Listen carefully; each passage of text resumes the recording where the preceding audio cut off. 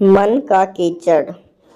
बहुत समय पहले की बात है। एक बहुत गरीब इंसान था।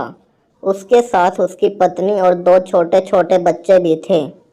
उसका अपने परिवार का पालन पोषण करना बहुत कठिन हो गया था। उसका दिमाग काम नहीं करता था और मन भी अशांत रहने लगा। तभी उसने अपना घर छोड़ने का फैसला लिया। एक रात जब उसकी पत्नी और दोनों बच्चे सो रहे थे तो वो चुपचाप घर से चला गया। रात में बिना किसी मंजिल के वो आदमी चलता रहा। तभी अचानक उसने देखा एक नदी किनारे भगवान बुद्ध अपने शिष्यों के साथ बैठे हैं। उसी वक्त उसने निर्णय लिया कि वह अब सन्यासी हो जाएगा और भगवान बुद्ध का शिष्य बनकर यहीं रहेगा। उसके बाद वह भगवान बुद्ध के चरणों में जाकर गिर गया और उनसे विनती करने लगा कि वो उसे अपना शिष्य बनाकर अपने साथ ही रख लें। भगवान बुद्ध ने उस गरीब इंसान की बात सुनकर उसे अपना शिष्य बनाकर अपने साथ रख लिया।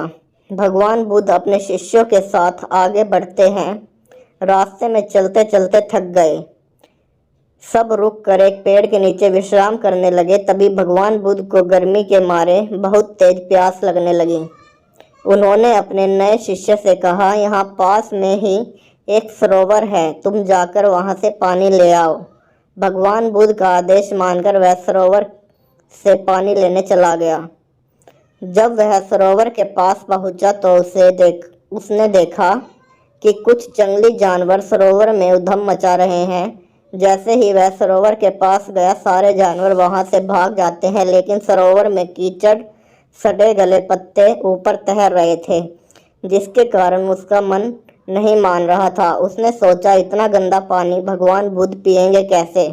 फिर वह बिना पानी पिए लिए वापस लौटता है और आकर बुद्ध से बोलता है, भगवान उस सरोवर में तो बहुत ज़्यादा गंदा पानी था, वो पीने लायक नहीं है।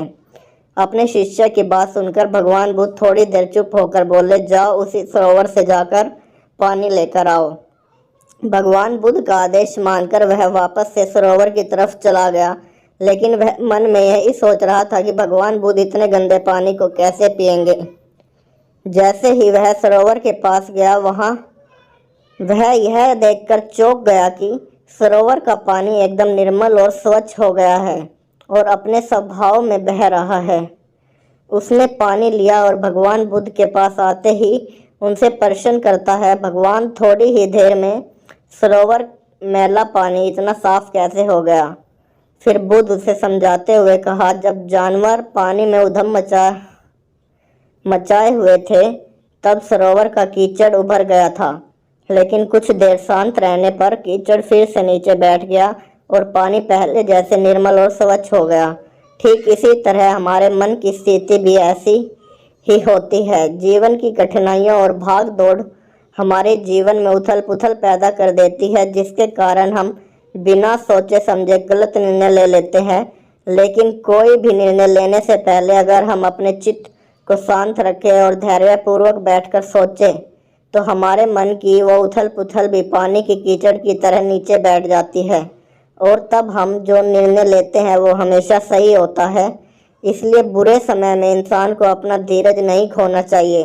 भगवान बुद्ध की ये बातें सुनकर उसका दिमाग खुल जाता है और जब वह शांति से बैठकर सोचता है तो उसे अपनी ही गलती नजर आती है।